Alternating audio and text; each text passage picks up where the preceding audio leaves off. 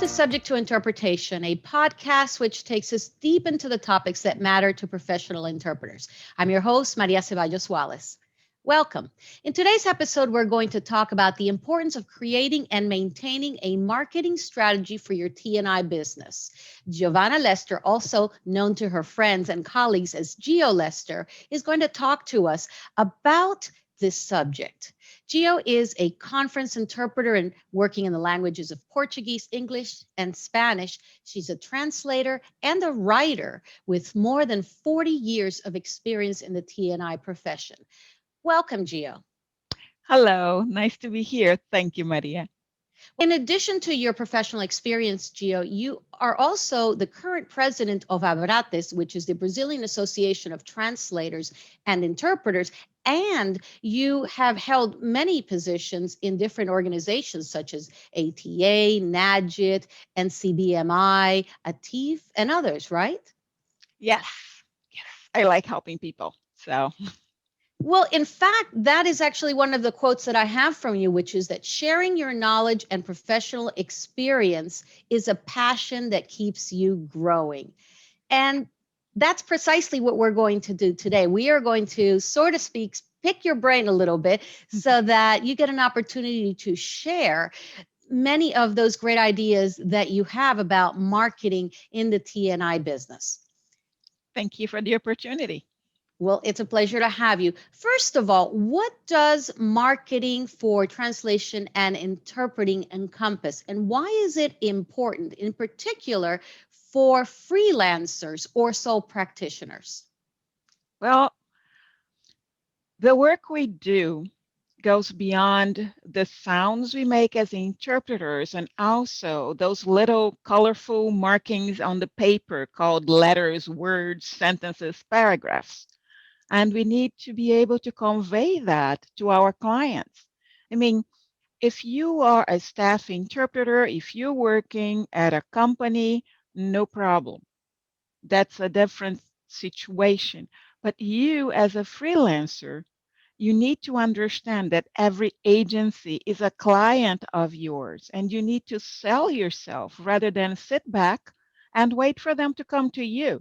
No, and also, you might have direct clients.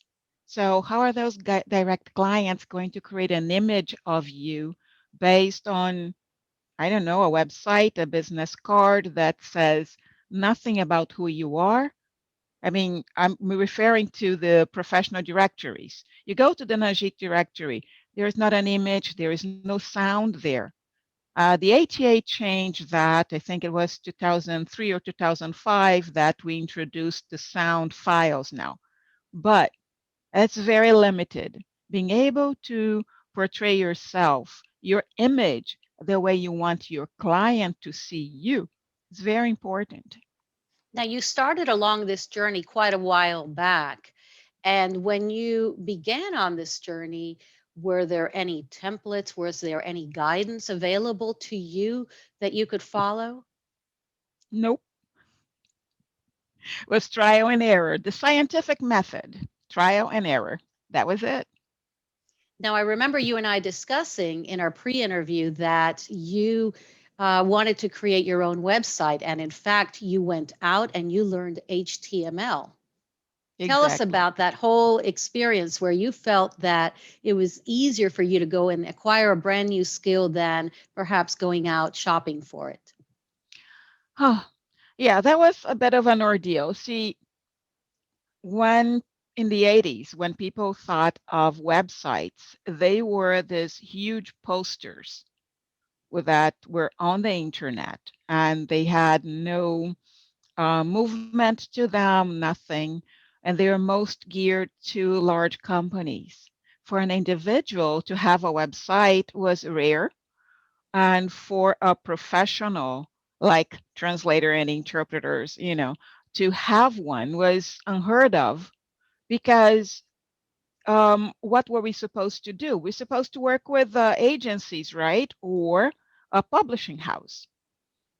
I wanted more than that. I had moved to the US not too long ago and I needed to get my face out there, sell myself. And I decided to go and create the mode. I had to do it. A lot more people have come behind me and have done great work. So I'm not creating any modes recently. And I retired that website. I have a few new ones. Now, speaking of face, you were new to the industry, at least in this country, and you wanted people to remember you. What did you do to your business card to try and make an impact? Ah, I remember going to the ATA conference and people giving me their cards. And then I could not remember who they were afterwards. So I thought, hey, real estate people put their faces on their cards. Why don't we do the same? And I started to do that. I would put my face on the card, not huge, just tasteful, and put the logos of the associations I belonged to. And at least I felt more comfortable that when you picked up my card at home after all the heat of the event, you could go and say, "Oh, I remember that lady." That's what I wanted. And I started to do that, and I still do it. And now it seems to me that probably over that period of time, you started developing little techniques to help you stand out in the T&I industry and conferences, and also as you met clients and as you were trying to either retain them or get new clients. Talk to me a little bit about maybe the things that you started to put together for yourself and why you decided even early on to start sharing them with other interpreters. Well, besides my website and besides the business card, I felt that it was important to communicate with my clients between jobs. Sometimes you get a job from a client in January and only in October you hear from them again because, I don't know, an article you published published online, something like that. Not because they remembered you as that translator they like to work with. You know, you're just a name. So one of the things I do is about 3 times a year, I write to my clients. It's small little notes telling them that I finished that project I had mentioned last year, or I finished the course, I have a new certificate, um, anything that is related to our work that is positive. Okay, even if you're going to talk about COVID, please make it a positive thing, you know, and that's how you do it. I did that because, as I said, I wanted to stay top of mind with them. And that was the best way I encountered to do that. Now, you're alluding to probably how you communicate with your clients right now, which is email. But in your 40 plus year trajectory as an interpreter and translator, there have been many changes in technology. In fact, probably, interpreting, not interpreting, but translating and delivering a document. You might have delivered it by fax, received it by fax, and then rendered it into the opposite language and then sent the fax. Things have changed a lot. Can you walk us through the transformation that you yourself have had to make in terms of your comfort level and your knowledge of technology? So now Geo is a, totally tech savvy person, but maybe once upon a time you weren't. Oh man, I started working on an Olivet letterer. You know what that is? Sounds like a typewriter. Yes, one of the first daisy wheels, you know. No memory, no memory whatsoever. I still went to the library for research when I had to do research. No internet. Then I had my first um, word processor. It was a Panasonic. I could save up to 3,000 characters. That was it. Ha! My gosh. So yeah, it has been a big thing. And when the internet hit, that was a total shocker. I had clients who were getting jobs done out of the country, brought over here for review because it was cheaper than paying somebody here to do it. So all of these things have shaped the way I do my marketing, have shaped the way I do my work. what differentiates me from you is not how much I charge, but the extras I add to the job I do, and that is different. My flavor is different from your flavor. Has nothing to do with quality, has to do with what the client needs and what I need.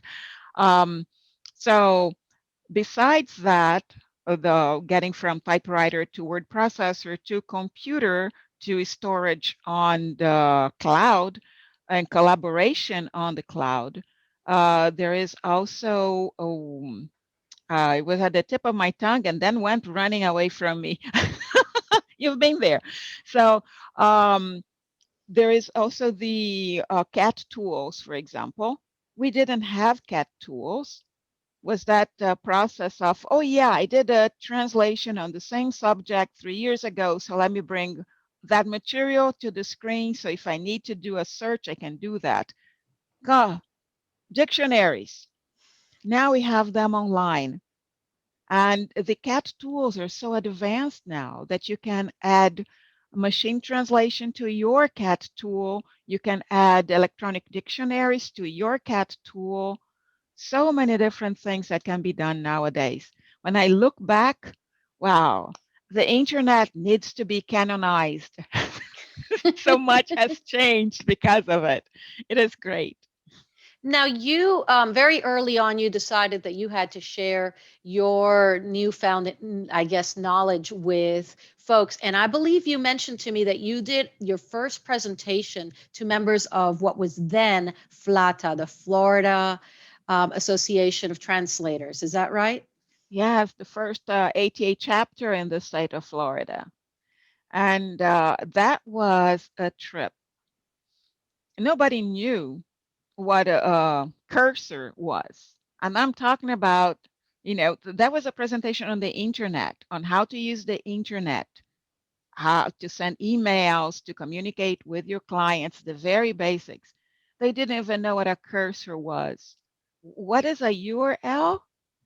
Address bar, where is it? So I had to go through the very, very, very basics.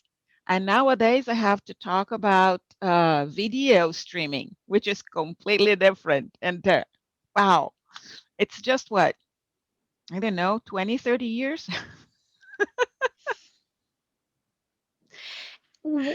I find it really interesting because we started talking about marketing and then we deviated a little bit more into the trajectory of technology. But it really isn't such a stretch because by becoming familiar and being able to use technology to your advantage, then we come full circle because this is the technology now that not only do you have to be able to use to do your work, but you also have to be able to use it to support your business, right? Totally, totally. Um, Instagram. I have a colleague who's an interpreter, and she does such a great job on her Instagram account. She has um, recorded herself interpreting, like for 2, 3 minutes. People who are well known, their own material that they put out on the web, so it's public knowledge. No problems with what do you call it? Confidentiality. Copyrights. Yes, Okay. yeah, no problem with confidentiality or copyrights. So she has created a studio in her house, like I have done here in mine, and she and her husband record her while she does the interpretation. And she has managed to also create promotions based on that. And it's so exciting. I'm really looking forward to being able to do it myself. And there's so much more, so much more. With Facebook, with LinkedIn, being able to promote yourself on different levels. The important thing, however, is to make sure you don't leave ghosts behind. Those accounts you don't use anymore, go and kill them, please. And also separate your business persona from your person. There are two different things there. Your business persona and your individual person, your being. Those are two different things that need to be kept apart. You don't want your clients, bumping into a picture of you drunk with a glass of beer in your hands, or, in a scanty bikini. Mm, certain things are supposed to be kept private. So, how do you put yourself in the driver's seat in this age of technology? You've mentioned many of the tools that are available, social media in particular, as far as controlling your social media presence. But there is just so much to do. There is so much information out there, and there's just so many options so many ways you could go. How do you personally control your environment, your electronic environment for marketing purposes? You just made me think of shoes right now. You have many different pairs of shoes for different purposes. You don't wear them all at the same time. Basically, that's what you got to do. Focus, focus. Pick one or two. I have a presence on Twitter.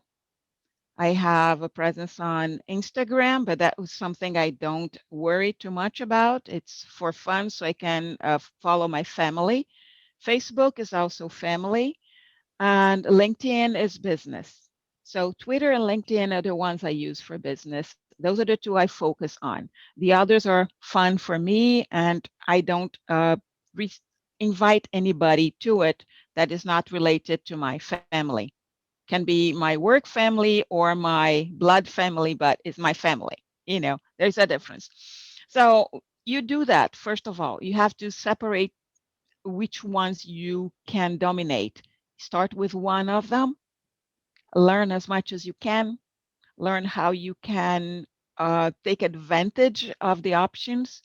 Follow one or two people so you get used to how they do their business on that same platform, and you emulate the things you like. And if you keep doing that, try one first and then you try the other, maybe you can drive both together. But even so, you're going to focus in the morning on one, in the afternoon on another, not necessarily at the same time on both of them. Though some of them have um, a thing called management. So you have social media management tools right now, like TweetDeck, Hootsuite, Buffer. Those tools allow you to create the graphics you want to share, and you can share them all at once on the different platforms. You can actually stagger how they are deployed. So you create the same graphic, the same message that's going to go on your Instagram, going to go on your LinkedIn, it's going to be out on your Twitter. But on Instagram, it's going to go at 6 in the morning, on LinkedIn at 2 in the afternoon, and on Twitter, it's going to be at 8 p.m. Whatever, depending on the market you're trying to reach.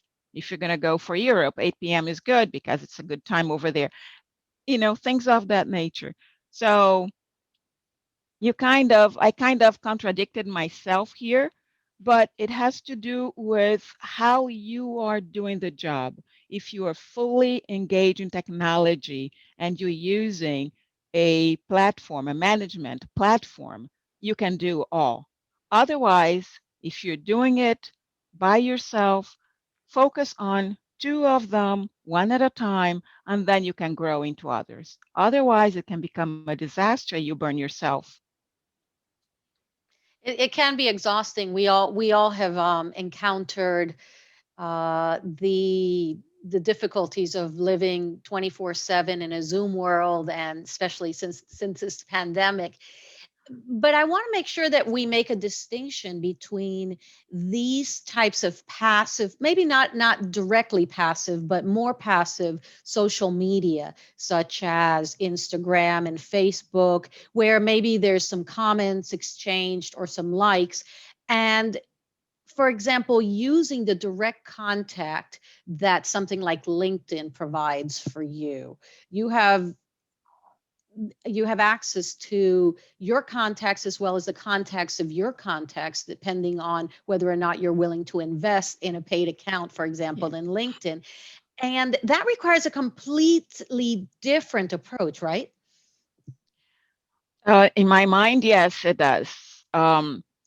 You cannot just go in and contact people and say, I want to be working with you. Number one, you're dealing with professionals, not friends. You want a friend. It's a different thing. It's a business connection. You need to focus. Why are you contacting that person? What is your goal? Do you have something to give that individual also? Because there's got to be a give and take. It's a business. Business immediately implies a give and take. So that's number one. Number two, how are you going to approach that person? You cannot simply say, hey, I saw you online and I liked your name. Shall we connect? No, there's got to be something deeper.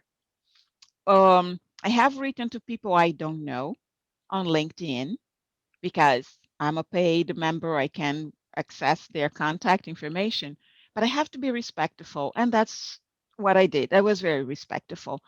I approached a gentleman who's a lawyer who works in an area I'm interested in, and I introduced myself. I'm Giovanna Lester. I'm a translator and interpreter working in this area, and I see that you are also active in the same field. I think we might be able to assist each other, and I invited him for a conversation. That's very different from saying, hey, you work in the same area I do. Shall we link? No, be professional. Now, how do you approach the fact that, let's say maybe you have a few minutes here and there, and you reach out to some people, and on next day you get really busy because a new job came in for you, and everything just kind of, goes into the back burner. How do you personally handle the consistency that really is required and the follow through to successfully manage these new relationships and new contexts? Because you also have to work, of course. At work? Time? Oh, they live with vacation, right? Oh, I think I've seen them someplace. No. All kidding aside, yes, it requires discipline. When you have discipline, you find time to do what is important for you. I have gone to sleep at 9 p.m. so I can wake up at 3 a.m. to do work. It was important for me. I needed to do that. I did. So you just need to do programming. You need to schedule yourself. And there are many tools online to assist you with that. And that's basically what I do. Nowadays, for example, I get up at 6 in the morning so I can do work related to Abrates. When I'm done with Abrates work, then I do work related to my social media. When I'm done with my social media work, and by then it's around, I don't know, 9:30, 10 a.m., then I start with my business. No, it is not every day. It's 2, 3 days a week. And sometimes I will work on Abrates business on a Saturday because there is stuff that needs me and I can't do much about it. Thank goodness for the pandemic. I told you there was a good, a silver lining to the pandemic. I can't go out, so I stay home and I work. But yeah, you need to schedule yourself. And again, you can make use of those platforms that allow for you to schedule your posts. So you can program your posts for the whole week, all in one day. So this afternoon, you have no translation work to do. All your invoices are out. Sit down, have fun, and do all your social media in one sitting. Everybody's going to think that, oh my gosh, you're so efficient. How can you do that every day? Oh, I did that on one sitting, 3 hours, and that's done. I was curating Twitter account. Many of the followers of that account are in Europe. 6 hours apart. So I programmed my first tweets of the morning the night before. And somebody questioned me, what are you doing? Why are you doing this? And I said, look, I'm sleeping, but the people who follow the account are awake and they expect to see something. So they will comment on what I wrote. By the time I wake up, there'll be 3 or 4 comments, and excuse me, I'm interacting live with you. I didn't just throw it there and ignore it. No, but it's my way of respecting your schedule. Maybe by the time I answer it, you're having lunch or you're taking a nap. But I was there. I answered it. We are still communicating, interacting real time. Gio, this whole concept of marketing yourself can be a very overt type of concept, or it can be a very subtle concept. You mentioned your work with Abrates, and I imagine that over the years, your participation in different organizations has contributed to the expansion of your business. Is that so? Yes, most definitely. My my life would not be the same were it not for professional association directories. That's where most of my clients still find me. So Najit, Abrates, the ATA, IAPTI, my name is out there thanks to them. And why do I like to be a member of those associations? Why do I pay money for that? I mean, because it's important. One of the things I also do is advocacy. And I do that because I believe in the work they do. I'm getting goosebumps here. And that's how truthful it is for me. Really, these associations are there to do what um, the unions do for other workers, as closely as possible. I had to do a presentation for the IMIA on nonprofit associations, and I learned something very important. They move a lot of money, number one, and they basically do the work the government can't afford to do for specific segments of the population. And that's what we are. As specialized professionals, we are a special segment of the population. So these associations service us with newsletters, with publications. They do lobbying for us. For example, I mean, not the way politicians do, but they write in our defense to the government, like the associations did now with regards to COVID, asking for medical interpreters to be vaccinated, also to be part of the first group to receive vaccines. When they wrote about the interpreters who were abandoned in Iraq and Iran after the wars, Najid opinion papers that tells the court and lawyers how to use our services and why it is done this way or that. So I love the work they do. That's why I pay to have my name in their rosters, and people respect me for that. And there is one more thing. Have you all heard of ISO? I imagine, right? One of their requirements Can you define ISO for us first? is the International Standards Organization. Mhm. Sorry, yes. And they are the global organization that determines the standards. There are regional standards. There are the European standards, the North American standards, even Brazilian standards.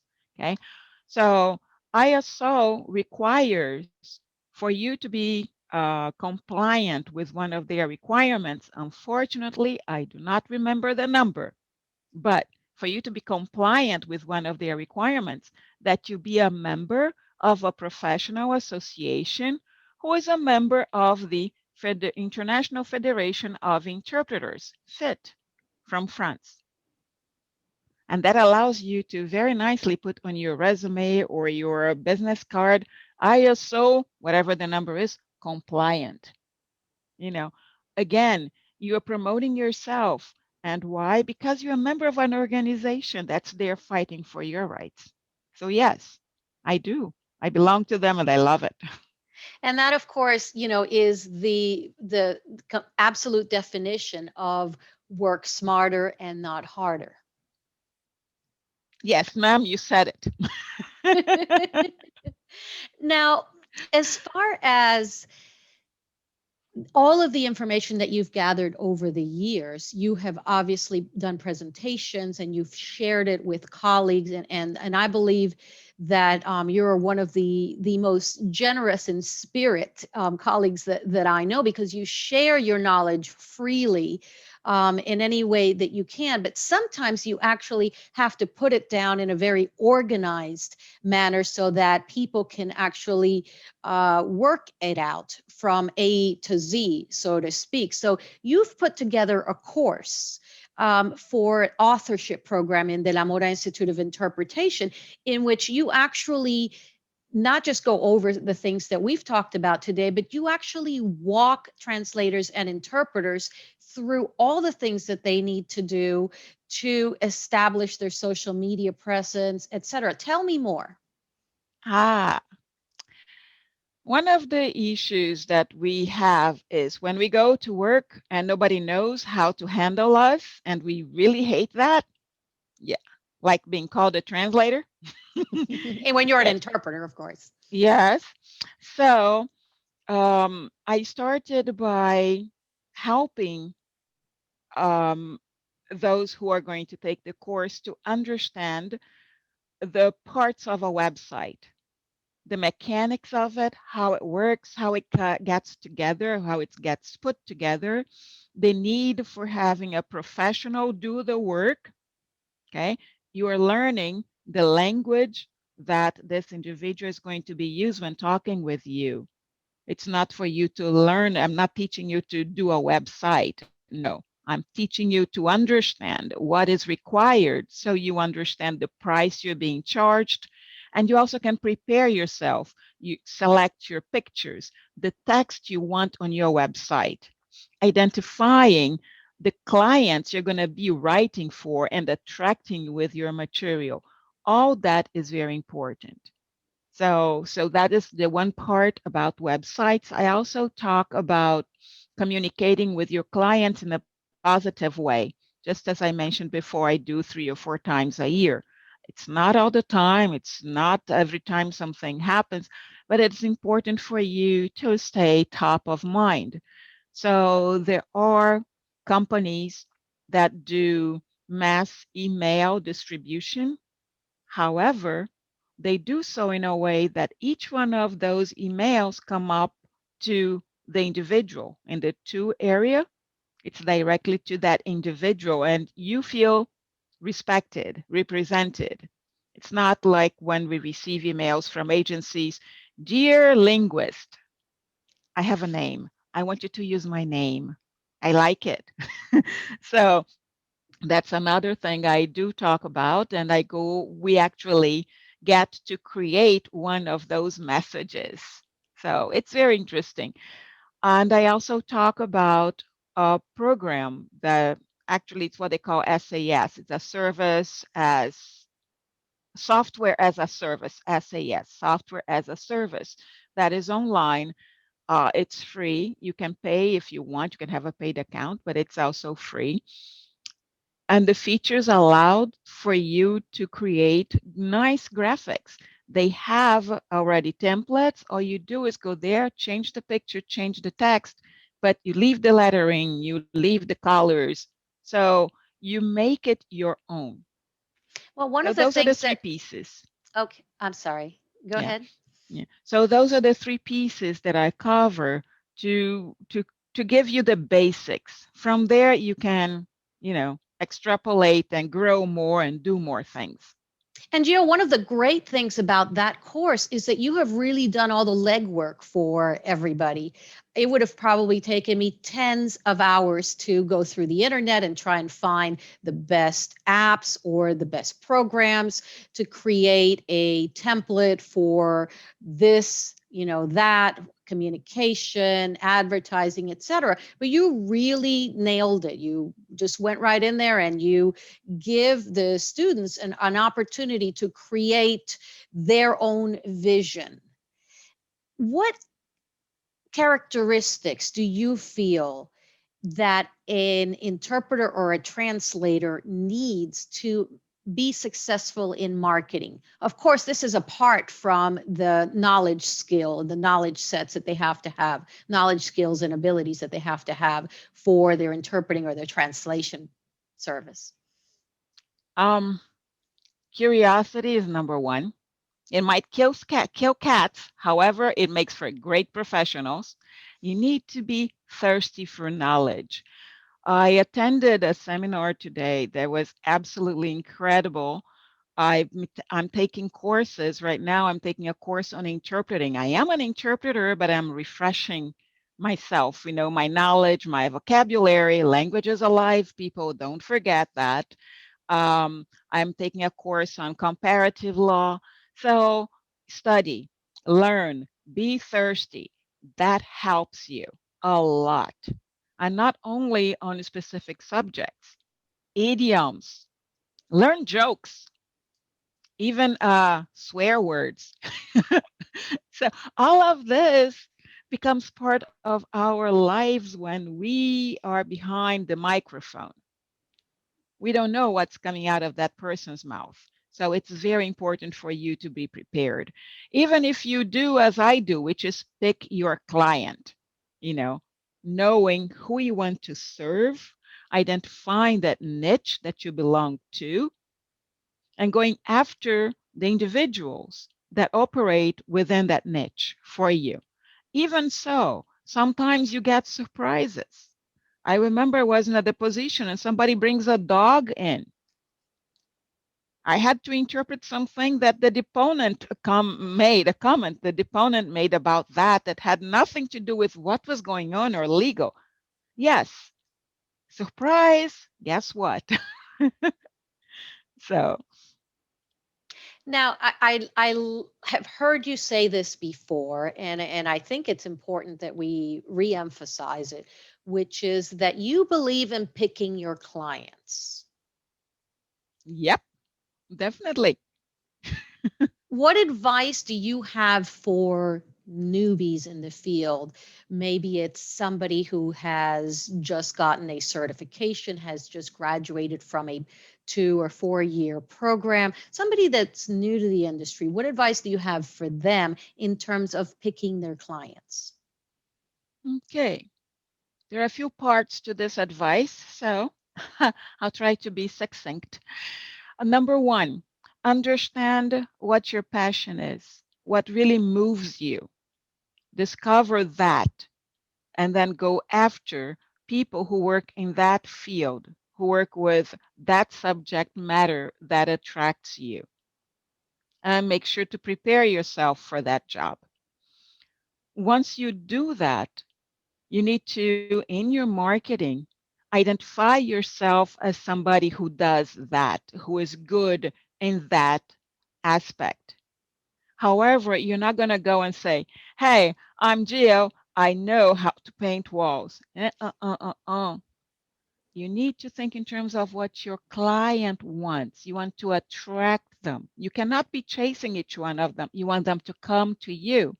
So if we are dealing with somebody who just became a court interpreter or a legal interpreter for that matter, let's forget the court because those are regional, but you are a legal interpreter. What type of legal area attracts you? Is it family? And in family, is it juvenile court that has to do with succession or something related to divorce or, you know, there are different sub-segments. Identify that. Go to the Bar Association website, identify the lawyers that work in that area, in that field that just interests you, and then you write to them. Again, when you write to them, you're not talking about who you are, but you're identifying possible problems they have. Can you understand what your client is saying? No? Well, let me help you.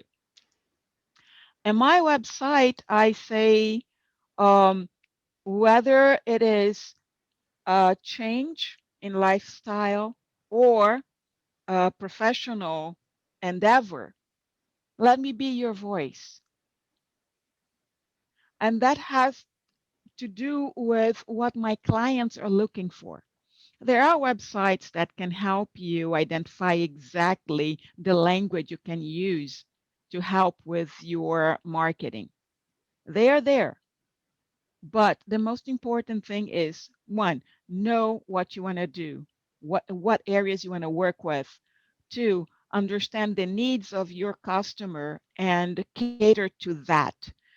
Three, pick your language correctly. And I do not mean the language you speak, but how you address your client. It is very important for you to do it the proper way. And it is also important for you to understand that you need a professional to assist you in putting these things together, somebody who has the proper training. Otherwise, you can burn yourself with a website that's not properly um, designed, has difficulties, is always breaking and creating problems for you. And as far as getting that first job, make sure you understand the cost of your work.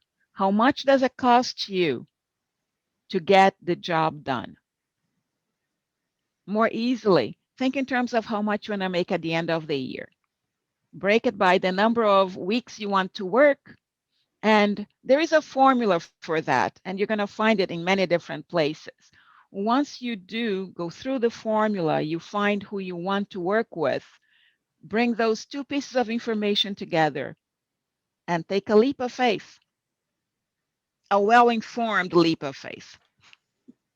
Is that going to be any different for someone, an established professional who wants to venture out into a new niche? I don't think so. I don't think so. Those individuals are also, you know, trying something new. They are also growing out of uh, they are molting out of their old selves. Sorry, I just saw that image, the butterfly coming out of the cocoon. So it is important for you to understand it's a change. Change can be good or bad. It's your attitude. Always, always, always your attitude that's going to determine the outcome. It may not be what you want, but you can simply say, oh, well, win some, lose some, I'm fine. And you go on your merry way. Or you can stand there and cry your heart out. It's your attitude that's going to determine how you are going to go forward. And that attitude also extends to your relationship with your colleagues and other colleagues' willingness to refer you if they are unavailable or if they know that you have specialized, let's say, like you said earlier, in juvenile dependency or some other kind of legal aspect. If you've specialized in that, they might call you or recommend you instead of saying, "Oh, I don't really know anyone." Hmm. Exactly. Um, your colleague is a tool in your arsenal, your professional arsenal. Always. Whether they work in the same language or if they don't work in the same language, they are always a tool for you. You get sick. I mean, you're a freelancer, you work alone. You get sick, your client calls you for a job. What are you going to do? Lose your client? Say, oh, I'm sorry, I'm sick, I can't do it. Uh-uh. Don't worry, John. I am sick, but Maria can help me. I know two or three people. I'm going to go check to see if they are available and I'll put them in contact with you. Don't worry about it. I had a huge 500, Fortune 500 company. client of mine, direct client.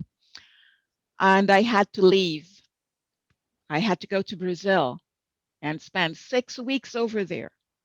I wrote to them and I gave them the names of 5 colleagues of mine whom I had contacted and made sure they were available to assist should anything happen. Fine. I send the information to my client. I leave for Brazil. Get there, the phone rings. Can you do this for us? Uh, I'm out of the country. I sent you the name of 5 people. I know, but we like working with you. I can't. Try one of them. How long are you going to be gone? 6 weeks. Oh, we'll wait. No, you don't be afraid of losing your customers. Your customers are your customers. Your friends are your friends. Your colleagues are always going to be there, have your back, help you. So trust them. And I've had clients, I'm doing a job for one now, 100,000 words. But I believe in September, I recommended a colleague to them. They went and they did the job because I was busy doing something else. They came back to me when they're done. They're my clients. They may go back to my colleague when they are in the same pickle again, but that is helping your client. We are in this business not necessarily because we want to become billionaires. No, we like helping people, don't we? You need to be ready. Your job goes beyond the project.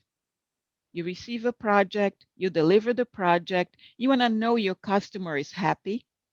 And if you cannot deliver that project, you still want to know your customer is happy. I have received jobs for Portuguese, for Italian, doesn't matter. I have referrals, I send it to my clients, they get in touch, they do their jobs, and when it's my language, they come back to me again. So, yeah, they are a tool. Learn to use them. So your best marketing tool, it seems to me, is your professional reputation and your word. Exactly. Nothing will take the place of that. Nothing. Gio Lester, thank you so much for joining us here on Subject to Interpretation. Thank you for having me over. It's always a pleasure.